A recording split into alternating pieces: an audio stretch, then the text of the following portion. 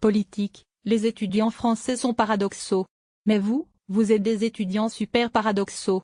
Débordé par les questions des étudiants burkinabés à l'issue de son discours à Ouagadougou, Emmanuel Macron a eu toutes les peines du monde à rétablir le calme au sein de l'amphithéâtre de l'université.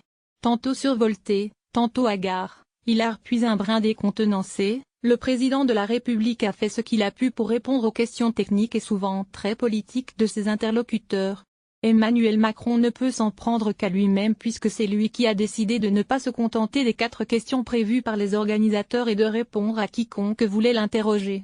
S'en est suivi une véritable cohue que le chef de l'État a tenté de canaliser en distribuant la parole à la volée. Bousculé sur la forme, Emmanuel Macron l'a également été sur le fond.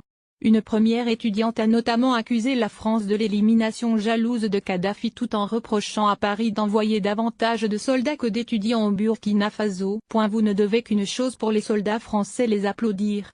pic.twitter.com/JQBJ4FP39P, Emmanuel Macron @Emmanuel Macron 28 novembre 2017. Imaginez que vous êtes une jeune femme qui vit à Angoulême. Elle n'a jamais vu Ouagadougou, elle n'en a peut-être même pas entendu parler.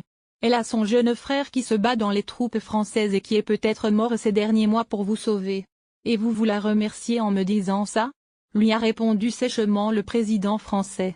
Vous ne devez qu'une chose pour les soldats français, les applaudir, a-t-il conclu sous les applaudissements. Il faut rompre avec cette habitude de reprocher toujours à la France ce qui se passe mal ici, a insisté Emmanuel Macron en refusant de répondre aux revendications un brin haineuses.